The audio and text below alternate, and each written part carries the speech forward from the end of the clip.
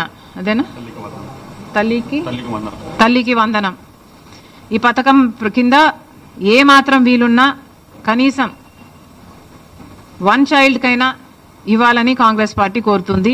అలాగే మహిళలకి ఉచిత బస్సు, దీంట్లో ప్రాబ్లం ఏమిటో మాకైతే అర్థం కావటం లేదు. సూపర్ 6లో భాగంగా మీరు మహిళలకి బస్సులో ప్రయాణం ఉచితం అని మీరు చెప్పారు. మరి దీంట్లో విధి విధానాలు ఏముంటాయి? మహిళలు అన్నాక మహిళలే కదా. ఒక మహిళ బస్సు ఎక్కితే 0 టికెట్ ఇవ్వాలి, ఫ్రీ టికెట్ ఇవ్వాలి. It's as simple as that. Telangana ప్రభుత్వము అధికారంలోకి వచ్చిన వెంటనే ఈ పథకాన్ని అమలు చేయగలిగినప్పుడు మీరు అధికారంలోకి వచ్చిన వెంటనే ఇదే పథకాన్ని, మహిళలకు ఫ్రీ టికెట్ ఇచ్చే పథకాన్ని ఎందుకు అమలు చేయలేకపోతున్నారో మాకు అర్థం కావటం లేదు. కనీసం ఇంత చిన్న పథకాన్ని కూడా అమలు చేసే ధైర్యం మీరు కనపరచకపోతే ఇది ఎలా అర్థం చేసుకోవాలో కూడా ప్రజలకు అర్థం కావటం లేదు. కాబట్టి కనీసం ఈ పథకం, మహిళలకు ఉచిత బస్సు అనే ఈ పథకమైనా వెంటనే అమలు చేయాలని కాంగ్రెస్ పార్టీ డిమాండ్ చేస్తుంది. తర్వాత రైతులకు ఏటా 20,000 ఇస్తామని చంద్రబాబు గారు చెప్పారు. మరి దానికి విధి విధానాలు అంటున్నారు. 80 లక్షల మంది రైతులు, కనీసం మీరు జూన్ జూలైలో ఇస్తే వాళ్ళకి పంట వేసుకోవడానికైనా పనికొచ్చేది.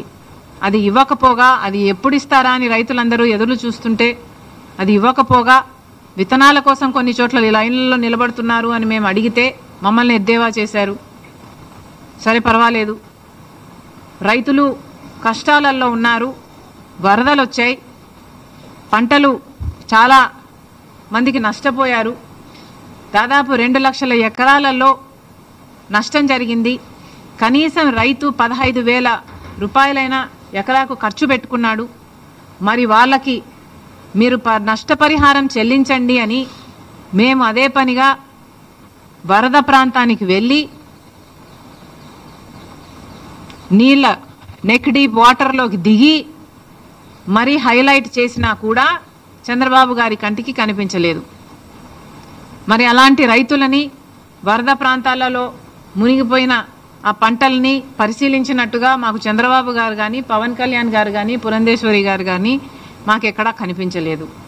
సరే మీరు పర్యటించకపోయినా కూడా మేము పర్యటించాం కాబట్టి మేము చెప్తున్నాము, మీరు కనీసం రివ్యూ అయినా పెట్టి ఎంతమంది నష్టపోయారో అంచనా వేసి కనీసం 15,000 అయినా ఇవ్వండి అని మేము కోరటం జరిగింది. మీరేమో 3,000 ఇస్తామని చెప్పారు. ఆ 3,000 ఎక్కడికి సరిపోతుంది? ఎవరికి సరిపోతుంది? ఒకసారి ప్రభుత్వం ఆలోచన చేయాలి. ఏది అడిగినా ఈ మధ్య చంద్రబాబు గారు మాటకు ముందే డబ్బులు లేవు, గత ప్రభుత్వం అప్పులు చేసి వెళ్ళింది అంటున్నారు. అప్పులు చేసి వెళ్ళిన మాట వాస్తవం కావచ్చు, కానీ అప్పులు ఉన్నాయి అన్న సంగతి చంద్రబాబు గారికి తెలిసిన విషయమే. తెలిసే కూటమితో జత కట్టారు కాబట్టి ఈరోజు ప్రజలు ఆశలు పెట్టుకున్నారు.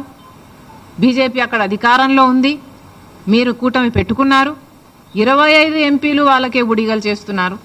కాబట్టి అక్కడి నుంచి డబ్బులు తెచ్చే బాధ్యత కూడా చంద్రబాబు గారిదే. ఇలా ప్రతిదానికి డబ్బులు లేవు అనకుండా చంద్రబాబు గారు ఏం చేస్తారో, ఎలా చేస్తారో ఏదో ఒకటి చెయ్యాలి. అన్ని పథకాలకు డబ్బులు తీసుకురావాలని కాంగ్రెస్ పార్టీ డిమాండ్ చేస్తుంది. మీరేమైనా మాట్లాడతారా?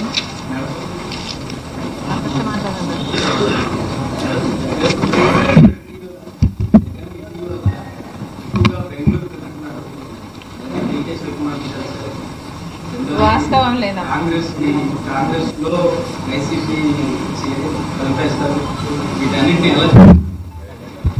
ఇంతకుముందే చెప్పినట్టున్నాం కదా, పిల్లకాలువలన్నీ సముద్రంలో చేరాల్సిందే అని.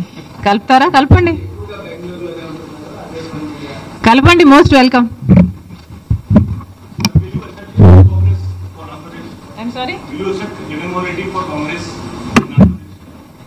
Congress party is an ocean.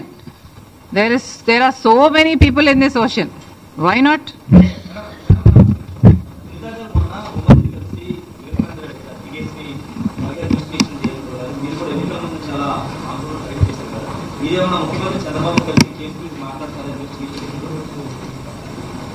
అవసరం ఉందని నేను అనుకోవటం లేదు. ఎందుకంటే సునీత ఆల్రెడీ కలిసింది ప్రభుత్వాన్ని.